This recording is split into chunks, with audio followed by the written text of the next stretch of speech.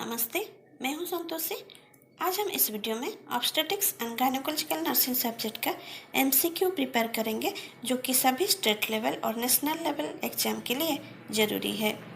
अगर आप एम्स में एग्ज़ाम देना चाहते हैं, आरआरबी में एग्ज़ाम देना चाहते हैं और उसमें आप स्टाफ नर्स का एग्ज़ाम देना चाहते हैं, या फिर नर्सिंग ट्यूटर का एग्ज़ाम देना चाहते हैं, या फिर आप उसमें पीएचडी का एग्ज़ाम देना चाहते हैं, एमएससी नर्सिंग का एंट्रेंस एग्ज़ाम देना चाहते हैं, ये वीडियो आपके लिए है।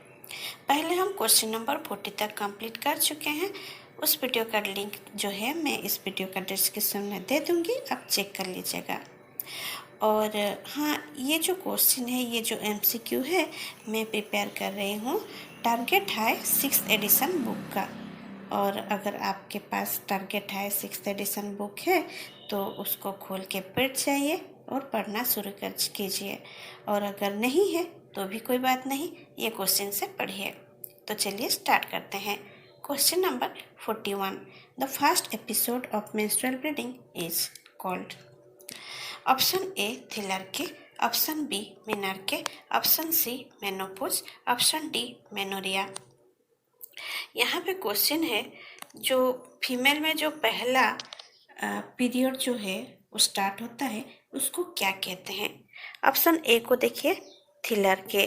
थिलरके means beginning of the breast development. जो फीमेल में जो पहला ब्रेस्ट डेवलपमेंट होता है उसको थिलरके कहते हैं। और ऑप्शन बी को देखिए, मिनार्के। मिनार्के मीन्स फीमेल में जो पहला पीरियड स्टार्ट होता है और जो कि 10 से 12 इयर्स के बीच होता है, उसको मेनार्के कहते हैं। ऑप्शन सी को देखिए, मेनोपॉज। मेनोपॉज मीन्स जब फीमेल में 45 से 55 इयर्स के बीच में जो पीरियड, जो मेंस्ट्रुएशन जो है वो कम्प्लीटली बंद हो जाता है, उसको मेनोपॉज कहते हैं।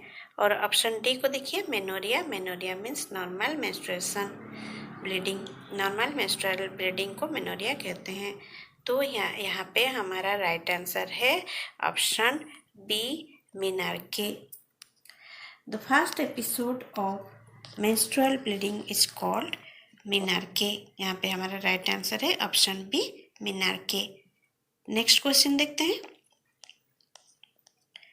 Question number 42, the phase in which the lining cells of the ovarian follicle are stimulated by luteinizing hormone to develop the corpus luteum to produce progesterone and estrogen is option A menstrual phase, option B proliferative phase, option C secretory phase, option D follicular phase।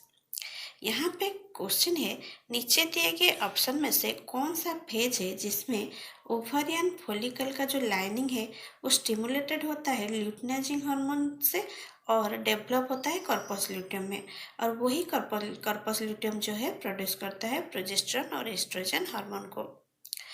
Option A को देखिए, menstrual phase. Menstrual phase जो होता है वो female में जो कि 3 to 5 days रहता है, और यही मेंस्ट्रुअल फेज में मेंस्ट्रुअल ब्लीडिंग होता है। Means vaginal orifice, vaginal opening में ब्लीडिंग होता है, जो कि यूट्राइन लाइनिंग एंडोमेट्रियम जो है, वो यूट्रस का एंडोमेट्रियम जो है और यूट्रस का जो लाइनिंग है वो सेड होता है यही मेंस्ट्रुअल फेज में। जब फर्टिलाइजेशन नहीं होता है तो वो जो लाइनिंग होता है, यूट्राइन लाइनिंग, वो सेड हो जाता है, और ये जो है 3 to 5 डेज रहता है। ऑप्शन बी को देखिए, प्रोलिफरेटिव फेज। प्रोलिफरेटिव फेज जो है वो मेंस्ट्रुअल फेज के बाद, ये जो मेंस्ट्रुअल फेज आप देख रहे हैं, ये मेंस्ट्रुअल फेज के बाद, ये मेंस्ट्रुअल फेज है जो कितना है, 3 to 5 डेज रहता है। और प्रोलिफरेटिव फेज जो है वो मेंस्ट्रुअल फेज के बाद आता है, और ये जो है 6 to 13 डेज, 6 to 13 डेज, ठीक है, 6 to 13 डेज होता है। और इसमें यही जो 6 to 13 डेज में प्रोलिफरेटिव फेज में जो फॉलिकल जो है, जो प्राइमरी फॉलिकल होता है ओवर में, वो डेवलप होता है मैच्योर फॉलिकल में, मीन्स ग्राफियन फॉलिकल में। और प्रोलिफरेटिव फेज के बाद आता है ओव्यूलेटरी फेज। देखिए यहाँ से 6 to 13 जो है कंप्लीट हो गया, उसके बाद जो है 14 डेज, ठीक है, 14 डेज में ओव्यूलेशन होता है। ओव्यूलेशन मीन्स जो ग्राफियन फॉलिकल है वो ग्राफियन फॉलिकल से सेकेंडरी oocyte जो है रिलीज होता है 14 डेज में। देखिए एग्जाम्पल के लिए मैं आपको बताती हूँ। अगर कोई महिला का लास्ट मेंस्ट्रुएशन पीरियड जो है डेट 1 को हुआ है, 1/4 2023 को हुआ है, तो उनका जो ओव्यूलेशन पीरियड है वो 14 को होगा, 14/4/2023, ठीक है। 14 डेज में जो है वो ओव्यूलेशन होता है, मीन्स जो ओभारी में जो ग्राफियन फॉलिकल होता है, ग्राफियन फॉलिकल से ओवम जो है वो रिलीज होता है। ग्राफियन फॉलिकल जो है वो रप्चर हो जाता है और ग्राफियन फॉलिकल से सेकेंडरी oocyte जो है वो रिलीज होता है due to peak level of luteinizing hormone. Luteinizing hormone उसी समय पीक लेवल होने के कारण ग्राफियन फॉलिकल रप्चर हो जाता है और ग्राफियन फॉलिकल से सेकेंडरी oocyte रिलीज होता है। ये उसको कहते हैं ओव्यूलेटरी फेज, जो कि 14 डेज में होता है। नेक्स्ट हम देखेंगे सिक्रेटरी फेज। देखिए ये जो है ऑप्शन सी, देखिए ये सिक्रेटरी फेज ओव्यूलेटरी फेज के बाद जो 14 डेज में ओव्यूलेटरी फेज होता है, वही 14 डेज ओव्यूलेटरी फेज के बाद जो है वो सिक्रेटरी फेज आता है। और यही सिक्रेटरी फेज जो है वो 15 से 14 डेज में तो ओव्यूलेशन होता है और 15 से 28 डेज, ये जो सिक्रेटरी फेज है वो 15 से 28 डेज के अंदर होता है। और यही सिक्रेटरी फेज में क्या होता है, देखिए ओव्यूलेशन के समय क्या हुआ था, जो ग्राफियन फॉलिकल ओभारी में जो ग्राफियन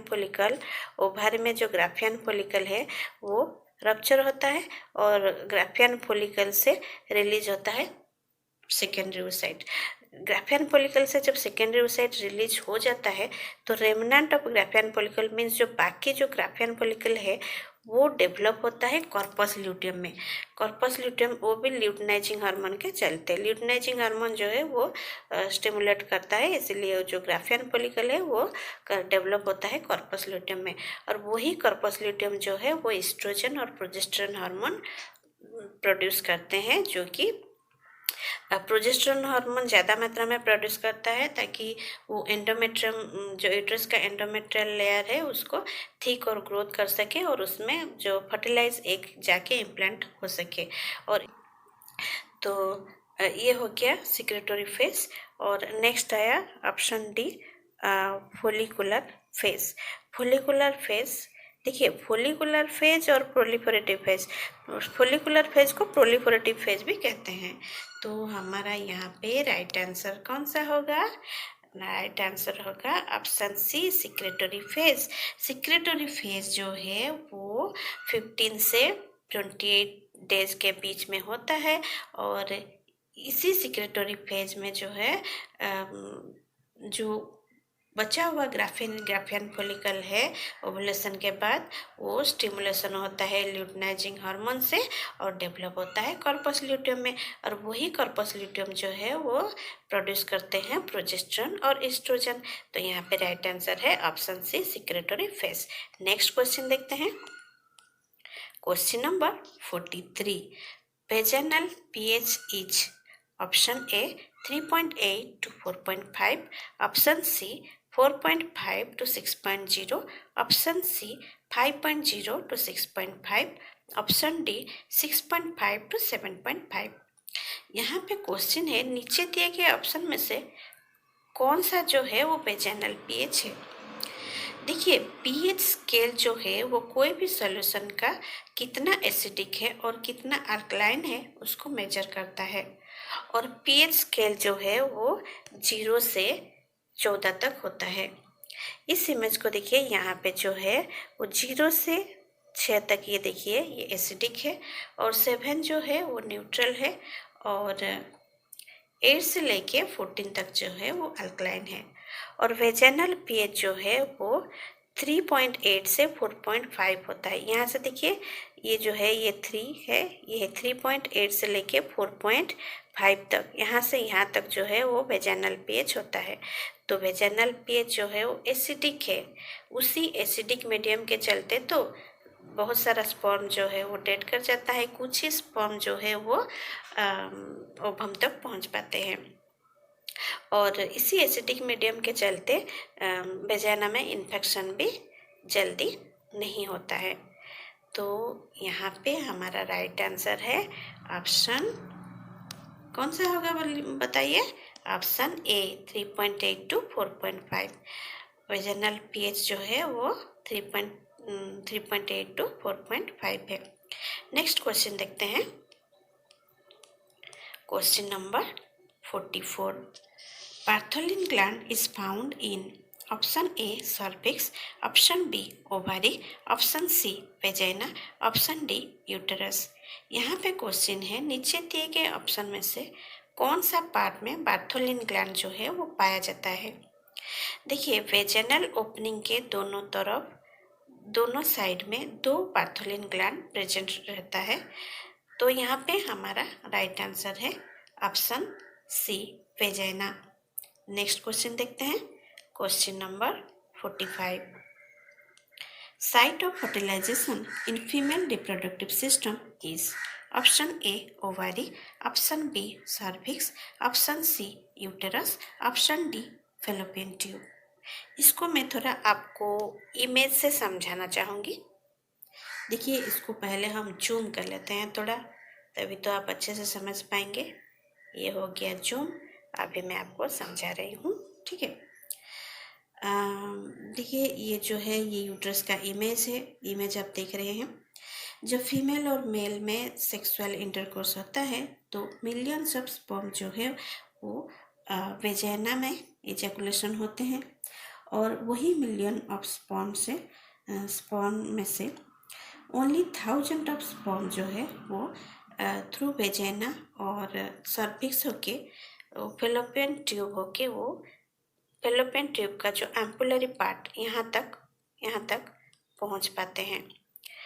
क्योंकि बहुत सारे स्पर्म जो है वो वेजाइना का एसिडिक मीडियम से डिस्ट्रॉय हो जाते हैं, और इसी समय अगर फीमेल में ओवुलेशन हुआ होगा, ओवुलेशन पीरियड चलता होगा, तो उसी समय क्या होता है, ये ओवारी है, ओवारी से ग्राफियन फॉलिकल से सेकेंडरी ओसाइट जो है वो रिलीज होता है, और वो थ्रू फिम्ब्रिया यहाँ पे एंटर करके एम्पुला में प्रेजेंट होता है, और यहाँ पे प्रेजेंट होता है।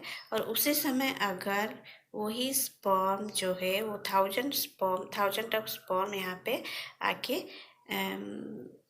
पहुँच जाते हैं सेकेंडरी oocyte के पास, तभी यहाँ पे फर्टिलाइजेशन होता है।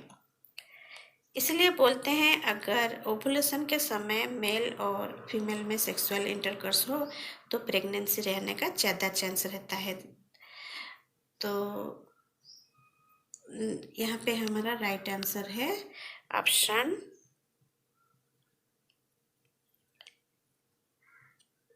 कौन सा option? Option D fallopian tube.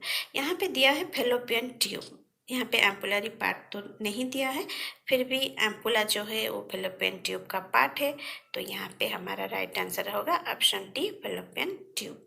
यहाँ पे एक टिप्स याद रखिएगा दोस्तों, अगर किसी का इनफर्टिलिटी होता है तो आप उनको ये समझा सकते हैं कि उन लोग वो अगर फर्टिलाइजेशन अगर ओवुलेशन के समय फीमेल और मेल में इंटरकोर्स होता है तो तभी बहुत चांस रहता है फर्टिलाइजेशन होने का, मीन्स कंसीव होने का, ठीक है। तो चलिए नेक्स्ट क्वेश्चन देखते हैं, question number 46। Endometrium after conception is known as option A perimetrium, option B myometrium, option C decidua, option C prometrium. यहाँ पे क्वेश्चन है कॉन्सेप्शन के बाद यूट्रस का जो एंडोमेट्रियम को क्या कहते हैं। Option A perimetrium, option B myometrium, option C decidua, option D prometrium. देखिए एंडोमेट्रियम को प्रेगनेंसी कॉन्सेप्शन के बाद एंडोमेट्रियम को डेसिडुआ कहते हैं। तो यहाँ पे हमारा राइट आंसर है question number 47। Which chemical present in the acromial tip of sperm facilitates the penetration of zona pellucida of ovum? Option A hydrochloric acid, option B hyaluronidase, option C formalin, option D acetylcholine। यहाँ पे question है sperm का head में जो acromial tip है उसमें कौन सा केमिकल पाया जाता है जो कि ओवम का जोना पेल्सिडा लेयर को पेनिट्रेट करता है ताकि स्पर्म जो है ओवम के अंदर एंटर हो सके। तो यहाँ पे है ऑप्शन ए में हाइड्रोक्लोरिक एसिड, ऑप्शन बी में है हाइलुरोनिडेज, ऑप्शन सी में है फॉर्मालिन, ऑप्शन डी एसिटिलकोलिन। इस क्वेश्चन के लिए भी मैं आपको इमेज से समझाने चाहूँगी। ये देखिए आप ये जो देख रहे हैं ये जो है ये सेकेंडरी ओसाइट है, मीन्स किसी किसी बुक में ओवम भी लिखा हुआ है, तो ये सेकेंडरी ओसाइट है। और ये जो आप देख रहे हैं ये है स्पर्म। जब मेल और फीमेल में सेक्सुअल इंटरकोर्स होता है और जो मिलियन ऑफ स्पर्म जो है थ्रू वेजाइना थ्रू सर्विक्स होके वो फेलोपियन ट्यूब में आते हैं। फेलोपियन ट्यूब में जो एम्पुलरी पार्ट में अगर उसी समय फीमेल में ओवुलेटरी फेज चलता होगा तो ओवम भी वहाँ पे रिलीज होके वेट करती रहती है। और जब स्पर्म वहाँ आते हैं 1000 ऑफ स्पर्म, ओनली एक ही स्पर्म जो है वो एंटर कर पाएगा ओवम के जोना पेल्विसिडा लेयर को और वो अंदर पेनिट्रेट कर सकता है। तो वही जो जोना पेल्विसिडा लेयर जो है ओवम का उसको पेनिट्रेट करने के लिए एक एंजाइम की ज़रूरत है और वो एंजाइम जो है स्पर्म का हेड में पाया जाता है और उसको हायालुरोनिडेज कहते हैं। ये हायालुरोनिडेज जो है वो क्या यहाँ पे स्पर्म जो है वो अपना हेड से छोड़ देता है और छोड़ने के बाद यहाँ पे जो है जोना पेल्विसिडा लेयर जो है वो ब्रेक हो जाता है और जोना पेल्विसिडा लेयर ब्रेक होने के चलते स्पर्म का हेड जो है वो सेकेंडरी ओसाइट के अंदर एंटर कर जाता है और टेल जो है वो बाहर रह जाता है। और उसके बाद स्पर्म का हेड में जो न्यूक्लियस है और सेकेंडरी ओसाइट का जो न्यूक्लियस है वो मिल जाता है और वहाँ पे फर्टिलाइजेशन होता है। तो हमारा यहाँ पे राइट आंसर होगा, क्या होगा बताइए? Option B हायालुरोनिडेज। हायालुरोनिडेज एक एंजाइम है जो कि स्पर्म का हेड में पाया जाता है और वो स्पर्म को ओवम का अंदर पेनिट्रेट करने में हेल्प करता है। तो यहाँ पे नेक्स्ट क्वेश्चन देखते हैं, ठीक है। Question number 48।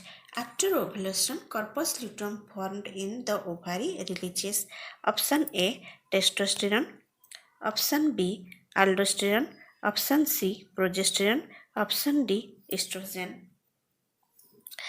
देखिए यहाँ पे क्वेश्चन है ओवुलेशन के बाद कॉर्पस ल्यूटियम जो ओवारी में फॉर्म होता है वो कौन सा हार्मोन रिलीज करता है।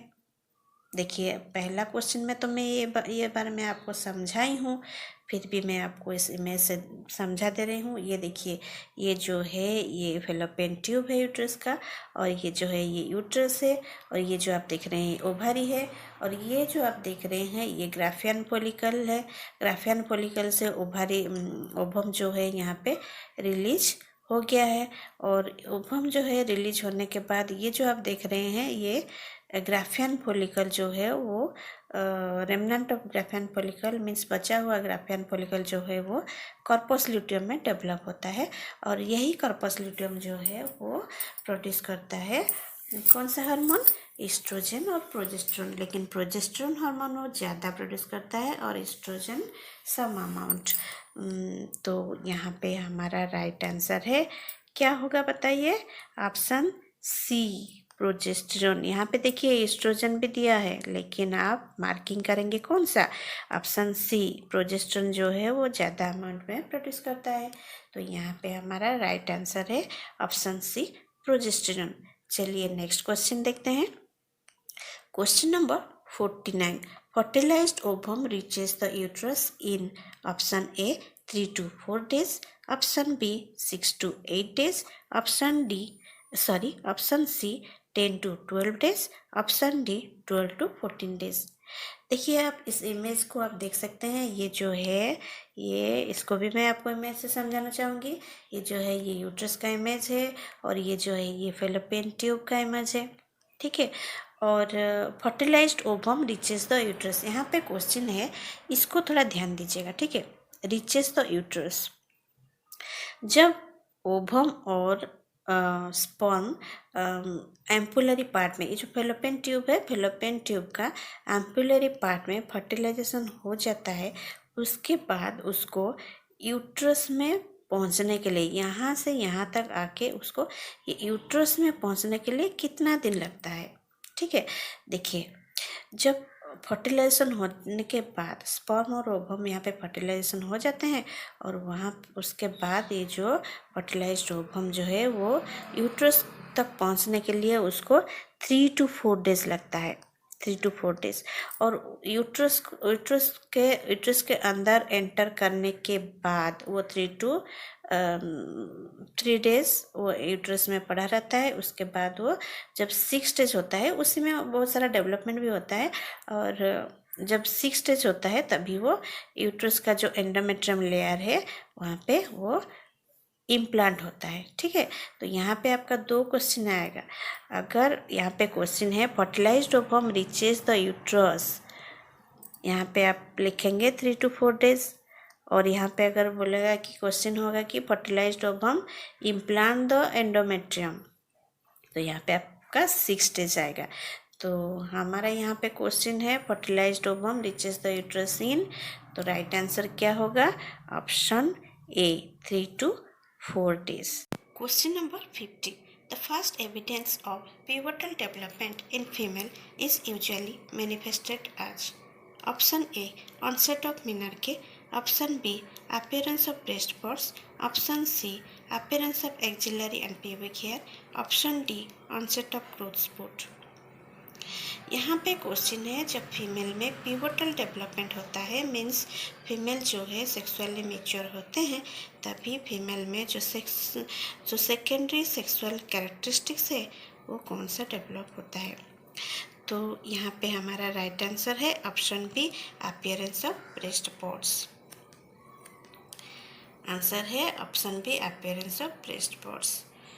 तो bye bye friends, till next video. Thank you for watching this video.